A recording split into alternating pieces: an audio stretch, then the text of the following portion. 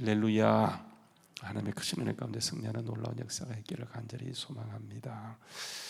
자, 이제 오늘 말씀에 보게 되면 이제 복음이 확정되는 그런 과정. 그러니까 예수님이 오셔도 모든 걸 다 이루셨지만 문제는요, 우리가 그것을 어떻게 받아들이는가가 굉장히 중요해요.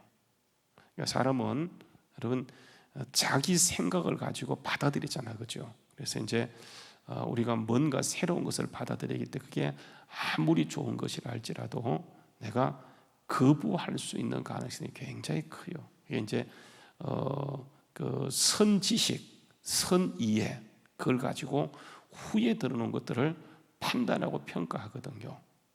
그러니까 이제 율법의 기준, 그러니까 유대인들은 하나님이 이제 그들을 부르시고 율법을 먼저 주셨어요. 그러니까 이제 율법이 선지식이 되는 거죠. 그러니까 율법에 주신 목적은, 율법은 하나의 몽학 선생이 되어서 우리를 예수님께 인도하기 위해서, 이건 이제 가정교사 역할이에요.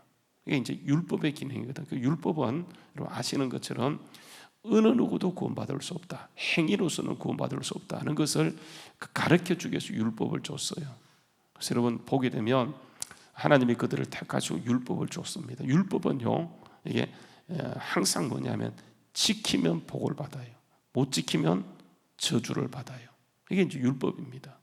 하나님이 이스라엘 민족을 택하시고 그 율법을 주셨어요, 그죠? 그들이 이제 율법을 지키면 복을 받는다고 했는데, 보십시오. 오히려 이방 민족보다도 이스라엘 민족이 더 잘못되는 거 아시잖아요, 그죠? 그래서 여러분 이스라엘 민족은 나라가 깨져요. 북쪽이 망해요, 남쪽도 망해요. 여러분 그게 이스라엘 민족이잖아요, 그죠? 그러니까 하나님이 택했는데, 하나님이 그들을 율법도 주셨는데 이렇게 되는 게 이해되지 않아요. 여러분 이게 하나님의 뜻이에요. 그러니까 율법은 어느 누구도 지킬 수 없어요. 율법의 역할은 내가 죄인이구나 하는 것을 깨닫게 하는 것, 이게 이제 율법의 역할이에요. 근데 이제 이스라엘 민족은 그것을 오해하고 자기들이 율법을 지킬 수 있다고 생각했어요. 못 지킵니다. 사람은요, 아는 것과 행하는 것은 달라요, 그죠? 우리가 압니다. 근데 행하지는 못해요. 왜 그래요? 우리 속에 능력이 없기 때문에 그래요. 그러니까 여러분 아는 대로 살지 않잖아요, 그렇지? 알지만은 우리가 타협하고 계속 살아가는 것처럼, 이게 이제 아는 것과 행하는 것은 이게 완전히 다른 별개의 문제예요. 그래서 이제 예수님이 오셔서 이 모든 것을 해결하시고 회복하시는데 사람들이 그것을 그대로 받아들이지 못해요. 이게 가장 큰 문제예요. 복음을 복음으로 받아들이지 못한다니까요. 그러니까 자기식으로 해석해서 자기식으로 믿어요. 그러니까 여러분 하나님의 뜻과 내 뜻이 완전히 다르잖아요, 그죠? 여러분 이게 가장 심각한 문제. 오늘 이 시간 이 문제를 얘기하는 거예요. 오늘 보세요. 2장 1절에 보게 되면, 2장 1절 말씀에 보게 되면 그 무대가 어디냐면 예루살렘이에요, 예루살렘. 그래서 2장 1절 14년 후에 내가 바나바와 함께 디도를 데리고 다시 예루살렘에 올라갔다. 그 무대가 어디입니까? 예루살렘이에요. 그런데 11절에 들어오게 되면 무대가 바뀌어요. 어디로 바뀝니까? 예루살렘에서 어디로 바뀌어요? 안디옥으로 바뀌었어요. 그러니까 이제 1절부터 10절까지의 내용은 예루살렘에서 있던 얘기를 얘기한다고 한다면, 이게 11절부터 21절 마지막 읽었던 그 말씀까지는 그 배경이 어디가 됐냐면 안디옥에서 있었던 사건이, 안디옥은 여러분 어떤 곳이냐면 이방 지역이에요, 이방 지역. 예루살렘은 여러분 아시죠, 그죠? 유대 지역이에요. 근데 복음이 여러분 왜 하나님이 이스라엘 민족을 택했습니까? 그들을 선민 삼은 것은 그들만 택한 것이 아니에요. 그들을 통해서 온 열방과 인류를 구원하시고자 하는 것인데, 유대인들은요 착각합니다. 뭐라고 착각해요? 우리만 택했다, 우리만 구원받는다, 그런 착각 속에 빠지게 되어져요. 그래서 모든 이방인들을 배척하게 되어져요. 여러분 하나님이 보세요. 우리를 택하신 것은, 우리를 교회로 성전으로 삼으신 것은 우리만 택한 것이 아니고 우리를 통해서 이 지역을 구원하고자 하는 거예요. 그래서 보게 되면 사도행전 1장 8절 말씀 보게 되면 성령이 임하게 되면, 오직 성령이 너희에게 마시면 너희가 권능을 받고 끝난 게 아니에요. 어디까지 가는 겁니까? 땅끝까지 복음을 전하는 거예요. 그러니까 우리는 여러분 누가 뭘 하더라도 복음을 전하는 거예요.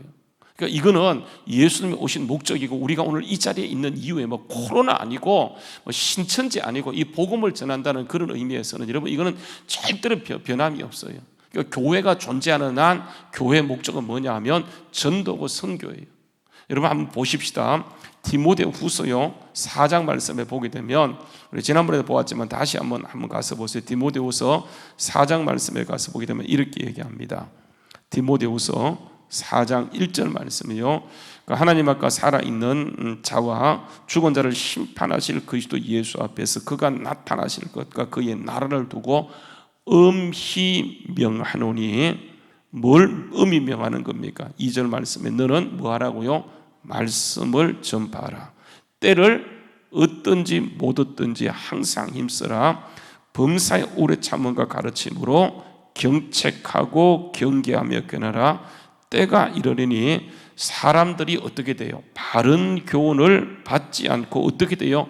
귀가 가리워져서 자기 사욕을 따라요. 자기 사욕을 따를 스승을 많이 두게 되어져요.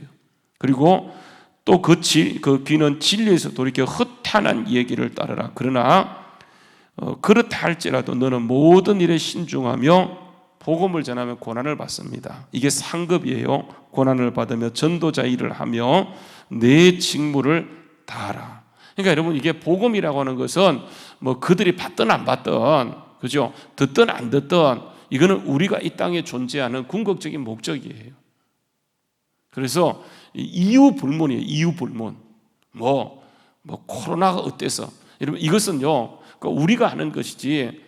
복음 만약에 여러분 보세요. 이유를 따졌다고 한다면 바울이 이유를 따서 전도했다고 한다면 복음은요 절대 여기 안 들어옵니다. 대한민국에 복음에 들어올 이유가 없어요. 여러분 복음 옛날에 우리나라에 들어올 선교사가 들어올 때는 대한민국은 얼마나 위험한 땅인 줄 아십니까? 선교사가 들어와서 선교하다가 풍토병으로 다 죽었어요. 그 유명한 선교사들 여러분 죽는데 목 베어 죽는 사람은 거의 몇 명 없고요. 풍토병, 이 땅에 있던 풍토병 때문에 선교사가 들어와서 죽었다니까요. 그 정도로 위험한 땅이에요. 그래서 여러분 선교사가 가면 그 죽는 위험한 땅인 거 알고 들어오는 거예요. 그들이 자기 아들을 풍토병으로 묻고 떠나는 것이 아니라 이 땅에 선교하다가 자기 부인도 풍토병으로 묻고 자기도 결국은 풍토병으로 죽은 사람들이 여러분 선교사들이에요. 그러니까 이런 위험한 것을 알고도 여러분 그들이 떠나지 않고 이 땅에 머무는 것은 이게 그들의 본질로 본 거예요. 복음 전하는 것을. 그러니까 우리는 자꾸 복음 전하는 것을 본질로 보지 않아요. 여러분 이게 가장 문제예요. 그러니까 주님은 우리에게 그런 것을 하셨는데 우리는 어떻게 하냐면 그것을 해석해서 자꾸 들어요. 이게 가장 심각. 여러분 오늘 말씀에 보게 되면 보세요. 본문에 돌아가서 보게 되면 뭐라고 얘기하냐면 안디옥에서 있던 사건이 뭐냐면 이게 이제 바울이 베드로를 책망하는 사건이에요.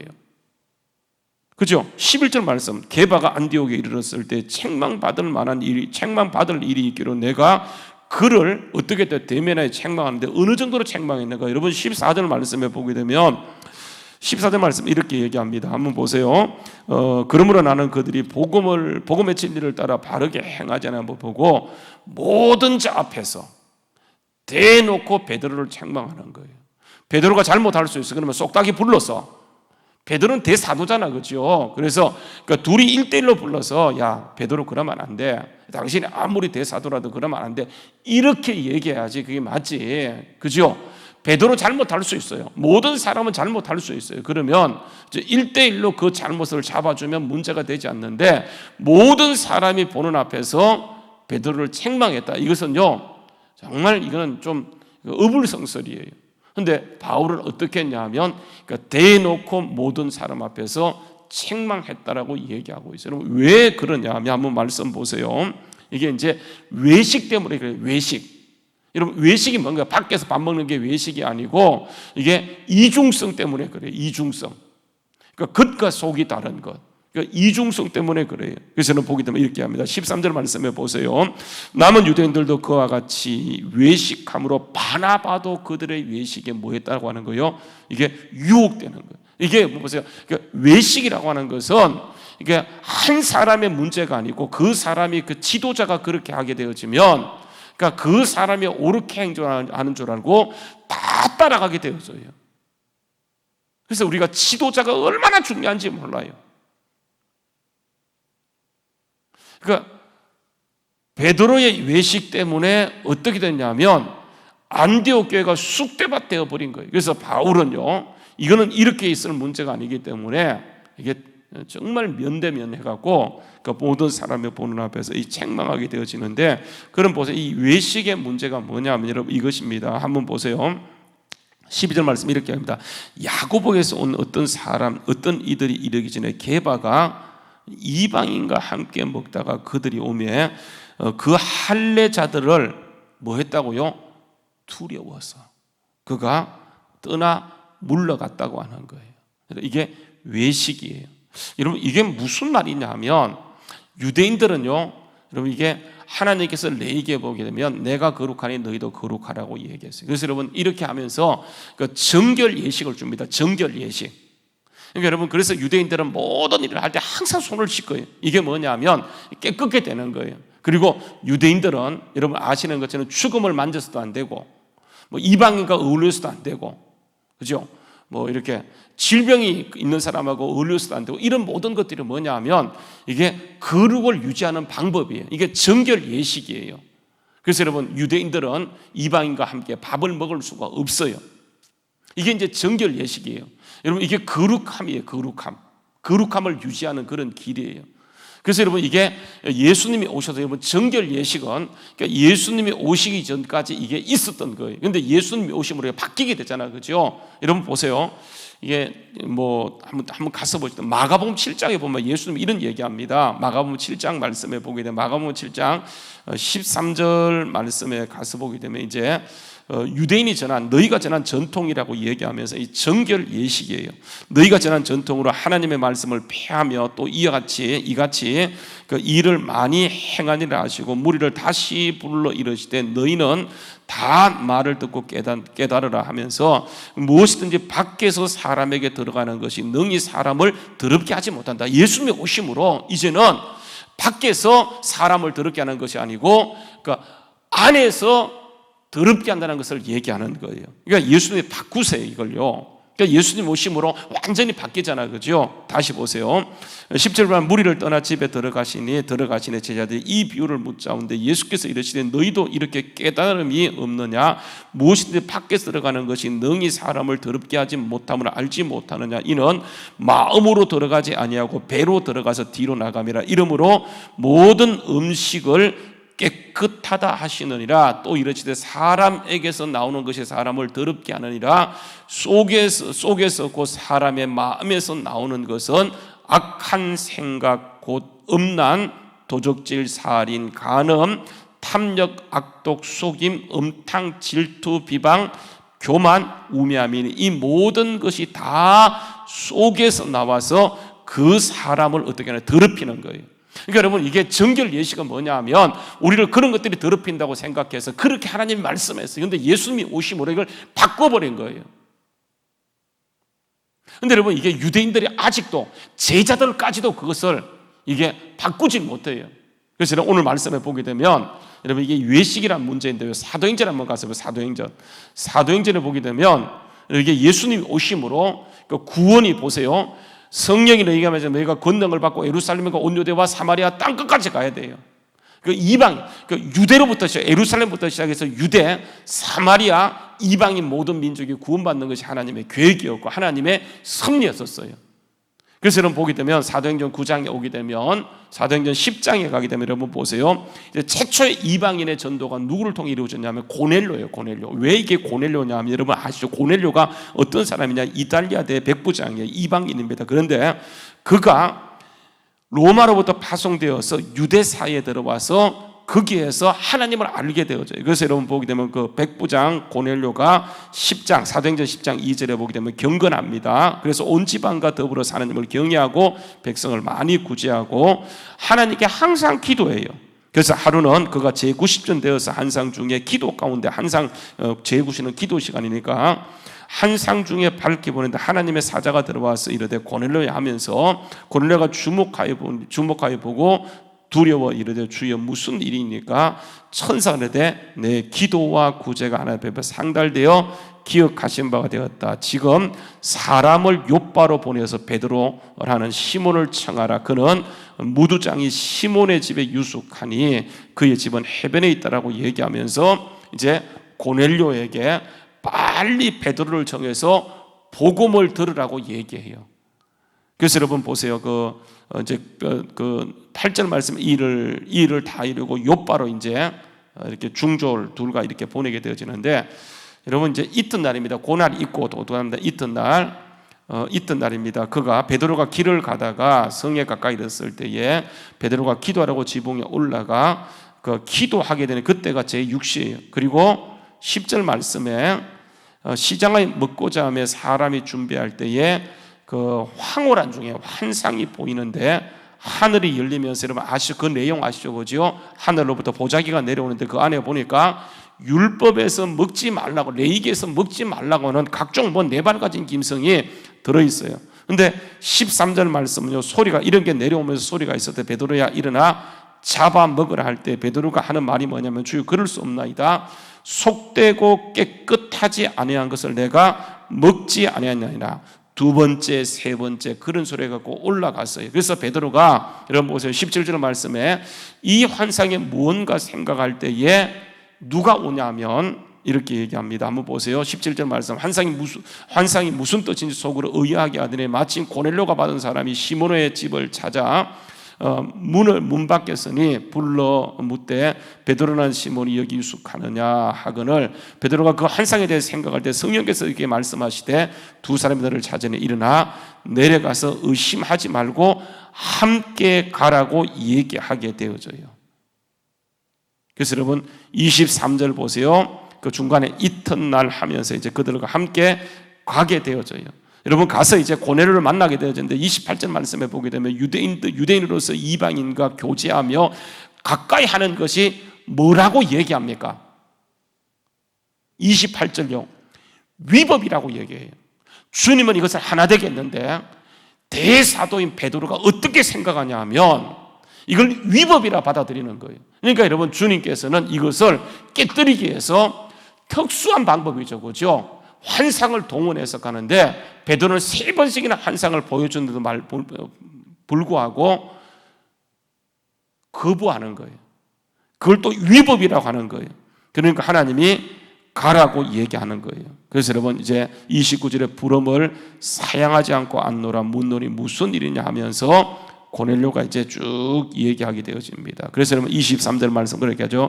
내가 곧 당신에게 사람을 보냈는데 오셨으니 잘하였나이다. 이제 우리는 주께서 당신에게 명하신 모든 것을 듣고자 하여 다 하나님 앞에 있습니다. 했더니 베드로가 이제 입을 열어서 이제 가르칩니다. 입을 열어 말하되 내가 참으로 하나님은 사람을 외모로 취하지 않는다. 각 나라 중 하나님을 경외하며 의를 행하는 사람을 다 받으시는 줄 깨달았다라고 얘기하면서 이제 베드로가 복음을 전합니다. 예수를 전해요. 복음은 예수예요. 그래서 만유의 주 되시는 예수 그리스도로 말미암아 화평의 복음을 전하사 하면서 38절 말씀 보세요. 이렇게 합니다. 하나님이 나사는 예수에게 성령과 능력을 기름붓듯 하셨으며 그가 두루다니며 선한 일을 행하시고 마귀에게 눌린 모든 사람을 고치셨으니 이는 하나님이 함께 하셨습니다 하면서 쭉 복음을 전하게 되어져요. 여러분 43절 말씀 보세요. 그에게도 모든 선자도 증언하되 그에 대하여 모든 선자도 증언하되 그를 믿는 사람들이 다 그의 이름을 힘입어 제사함을 받는다 하였느니라.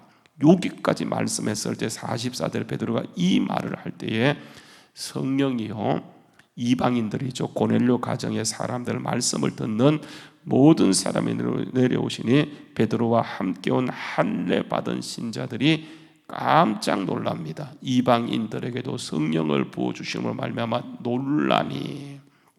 이는 사도행전 2장 사건과 똑같이 방언을 말하며 하나님의 높임을 들음이라. 이에 베드로가 이르되 이 사람들이 우리와 같은 성령을 받았으니 누가 능히 물로 세례 베품을 금하리 하고 명하여 예수 그리스도의 이름으로 세례를 베풀라 하니라. 그들이 베드로에게 며칠 더 머물기를 청하니라. 그래서 여러분 이게 결국은 이렇게 된 건데 11장 사건은 사도행전 11장 사건은 무슨 사건이냐면 이 문제가 사건이 되어져요. 이 사건이 문제가 되어져요. 그래서 여러분 예루살렘에서 베드로를요 대놓고 따집니다. 그래서 여러분 11장 보세요. 유대에 있는 사도들과 형제들이 이방인도 하나님의 말씀을 듣었다 뭘 들었더니 베드로가 예루살렘에 올라갔을 때 할례자들이 베드로를 비난하는 거예요. 내가 무할례자의 집에 들어서 함께 먹었다니 베드로가 그들에게 이 일을 차례로 설명하는 것이 11장 사건이에요. 11장 사건. 여러분 그래서 보게 되면 이렇게 얘기합니다. 11장 17절 그런데 하나님이 우리가 주 예수 그리스도를 믿을 때 주신 것과 같은 선물을 그들에게도 주셨으니 내가 누구에게 감히 하나님의 능력을 맡겠느냐 했더니 그들이 이 말을 듣고 잠잠하여 하나님께 영광을 돌려 이르되 그러면 하나님께서 이방인에게도 생명 얻는 회개를 주셨다. 그렇게 하는 거예요. 여러분 이게 얼마나 여러분 믿는 사람들이 정말 자기 생각에 붙잡혀 있냐면 예수님은 오셔서 모든 것을 해결하시고 정말 성령을 부어주셨는데 심지어 베드로까지 예루살렘 교회가 이 생각에서 벗어나지 못해요. 그래 보세요. 완전히 교회가 하나님의 뜻하고 하나님의 역사하고 그들이 따로놀아요. 여러분 보세요. 오늘 본문 말씀에 돌아가면 베드로가 이 사실을 경험했어요. 그런데 여러분 2장 11절에 보게 되면 이렇게 합니다. 안디옥에 왔어요. 이방인의 지역에 베드로가 왔어요. 책망받을 있기로 내가 그를 대면하여 책망했다고 얘기하면서 야고보는 어디냐면 예루살렘 교회 당회장이에요. 주님의 동생 야고보예요. 야고보에 어떤 이들이 이러기 전에 게바가 이방인과 함께 먹고 있어요. 그렇죠? 뭐 이방인도 예수 믿고 성령 받았으니 갔다라고 얘기해놓고 함께 먹고 있다가 야고보에서 온 그 유대인들이 할례자들이 왔을 때 그들이 오매 그들을 할례자들을 두려워하여서 떠났다. 이 외식이에요, 외식. 여러분 이게 왜 중요하냐면 뭐 그럴 수 있어요. 그런데 여러분 보세요. 결국은 바나바도 그 외식에 유혹되고 그러므로 나는 그들이 복음의 진리를 따라 바르게 행하지 않는 거예요. 이러면 나쁘게 행했다는 말이 아니에요. 그럴 수 있어요. 그런데 그들이 뭐냐면 율법을 따라 행했다고 얘기하는 거예요. 복음을 따라 행한 것이 아니고 율법을 따라 바르게 행하지 않은 걸 보고 모든 자 앞에서 게바에게 이르되 내가 유대인으로서 이방인을 따르고 유대인답게 살지 아니하면서 어찌하여 억지로 이방인을 유대인답게 살게 하느냐. 지금 보세요. 베드로는 대사도예요. 복음을 누구보다 잘 아는 사람이에요. 그리고 이미 사도행전 10장과 11장 사건을 지내온 사람인데 이 사람이 또 어디로 돌아갔냐면 율법으로 돌아가 버렸어요. 이게 여러분 우리 인간이에요. 그러니까 끊임없이 성령의 인도함을 받지 않게 되면 우리는요 하나님 역사가 아닌 우리의 편견과 그런 걸 따라갈 수 있기 때문에 늘 열린 마음을 가지고 정말 성령님께 맡기지 않으면 여러분 이게 그렇게 될 수 있어요. 그래서 보세요. 이렇게 얘기합니다. 한번 보세요. 16절 말씀이 굉장히 중요한 말씀이에요. 사람이 의롭게 되는 것은 뭐라고 얘기합니까? 율법의 행위로 말미암지 않는다. 그렇게 얘기해요. 여러분 사람이 의롭게 된다. 의롭게 된다는 말의 반대말이 뭘까요? 의롭게 된다는 말의 반대말은 정죄예요. 정죄. 그러니까 의롭게 된다는 말 하나님이 받아주시는 거예요. 하나님께 받아들여지는 것. 하나님이 그를 정죄하지 않고 하나님 받아주시는 것은 그 사람의 행위에 있지 않다라고 하는 거예요. 그럼 어디에 있습니까? 사람이 하나님께 받아들여지는 것은 의롭게 되어지는 것은 오직 예수 그리스도를 믿음으로 말미암은 줄 알므로 우리도 그 예수 그리스도를 그리스도 예수를 믿나니 우리가 율법의 행위로서가 아니고 예수를 믿음으로 하나님께 받아들였어요. 하나님께서는 그러니까 우리를 받아주기 위해서 어떻게 했냐면 율법을 주신 거예요. 율법을 통해서는 받을 수 없어. 너희를 받을 수 있는 것은 오직 믿음이야 하는 것을 알려주기 위해서 먼저 철저하게 율법을 통해서 실패하게 하는 거예요. 율법을 지킨 결과가 그들이 나라가 망하는 것이고 나라가 쪼개지는 것, 나라가 망하는 것이고 오직 믿음이라고 하는 것을 알려주는 것인데 이게요 역사 시간이 길다 보니까 바로바로 됐으면 참 좋게 시간이 길다 보니까 결국은 보세요. 그게 베드로까지도 그렇게 3년간 주님의 역사를 보고 주님 말씀을 누구보다 들었던 베드로도 여러분 어떻게 되냐 하면 그냥 넘어가 버리는 거예요. 여러분 이게 가장 심각한 거예요. 오늘도 여러분 우리가 보세요. 전통 중요합니다. 여러분 오늘도 그 전통에 매이다 보면 그 전통은 결국은 사람이 만든 것이기 때문에 그래서 우리가 성령님은 지금도 이 자리에 계세요. 그분은 정말 실제하신 하나님이세요. 예수님을 이끌고 가셨던 성령님이 오늘도 우리를 통해서 역사하기서 오셨기 때문에 성령님께 민감하면서, 왜냐하면 그 성령님은 자의로 행하지 않고 어떻게 행합니까? 말씀을 깨닫게 하고 하나님과 동행하게 하고 열매 맺게 하고 풍성케 하고 우리를 새롭게 하시는, 거듭나게 하시는 하나님, 날마다 새롭게 하시는 하나님이기 때문에 우리가 그분께 맡기고 나가게 될 때 우리의 에고, 우리의 자아를 벗어나서 정말 하나님이 이끄시는 방향으로 점점 더 나갈 수 있어요. 그렇지 않으면 사람이 이상하게 바뀌어버려요. 나이 들면 더 고집이 생기고, 특히 목회자들 보면 젊었을 때는 목사들 보게 되면 굉장히 순수해서 나이 들게 되니까 어떻게 되는 겁니까? 고집만 남아가지고 나중에 목사들 보면 이상하게 되는 거 볼 수 있잖아요. 이게 왜 그러냐 하면 이게 사람이 베드로를 보게 되면, 그래서 여러분 베드로를 바울 사도가 1대1로 야단칠 수 있지만 면대면인데 대놓고 사람들 앞에서 정말 이건 외식에 대한 문제고, 이거는 완전히 그냥 교회를 사단이, 그래서 보게 되면 이렇게 얘기합니다. 여러분 제일 문제가 뭐냐 하면 12절 말씀요 보세요. 이렇게 얘기합니다. 베드로가 그렇게 한 이유가 뭐예요? 두려워서. 하나님이 두려운가? 그러니까 하나님이 두려운 것은 경외예요. 근데 여러분 베드로가 하나님보다 누구를 더 두려워해요? 사람을 더 두려워해요. 이게 여러분 사람이에요. 사람. 하나님을 두려워해야 되는데 사람을 두려워해요. 그래서 여러분 항상요 마귀는 우리 마음속에 두려움을 집어넣어요. 두려움을 집어넣습니다. 그거 아니에요. 오늘도 여러분 우리 하나님 앞에서 하나님을 경외하는 것은 하나님을 두려워하는 거예요. 오늘 여러분 우리가 그죠? 우리가 의로 하나님께 받아들여지는 것, 계속 받아들여지는 거예요. 그것은 오직 이게 믿음에 있음을 믿고 성령님께 맡기고 의지하게 할 때 하나님께서는 우리를 통해서 지역을 바꾸시고 나가는 곳곳마다 크신 역사로 이루어가는 은혜가 있게 될 줄로 믿습니다. 오늘도 늘 성령님을 따라가는 말씀의 사람들 될 수 있기를 주의 이름으로 축원합니다. 기도하겠습니다. 참